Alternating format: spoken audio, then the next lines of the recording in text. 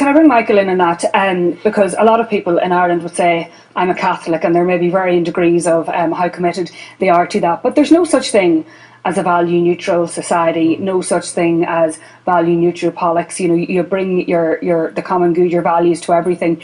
And I wonder, just even if people are a la carte Catholics, their Christian heritage in this country is still very, very, very important to them. So must it be, like your own pursuit, must it be strictly secular in terms of looking at education and health and other matters, or is there a room for that diversity of views, even if it is informed from a faith perspective? Well, the population should be diverse. In fact, it's not should be, the population is diverse, and the population is pluralist. And the population has different religious and non-religious views and values.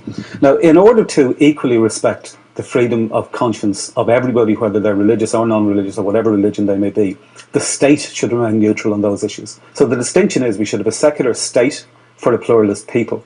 And I think we're well on the way to a pluralist people and a less Catholic people. I think the campaigns that maybe 20, 30 years ago would have been about trying to change public opinion are now about trying to get the politicians to recognise that public opinion has changed, that we're no longer the Catholic country that we used to be in terms of population, and we need to get the laws to catch up on that. We need to change, for example... What would you like to see? Well, there's the requirement that the President and judges have to swear a religious oath.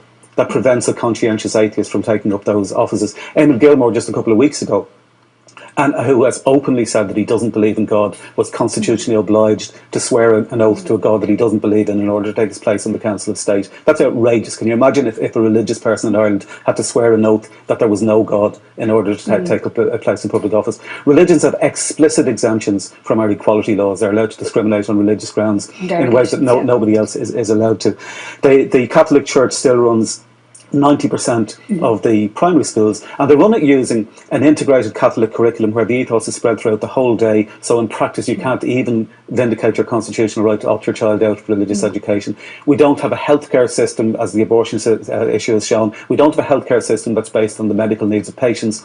We have a healthcare system that's based on religious ethos. So there's a range of issues. So would you like a French style society where it's kind of completely secular, or at least aspires to be? Well, that the state should be secular, and that distinction is key. We're not saying that the population should be secular. The population should be entitled to believe whatever they want to believe. And in fact, that's not even up for grabs. I mean, people just do believe whatever they want to believe. But the state should be secular, specifically in order to protect equally the rights of everybody to freedom of conscience and belief.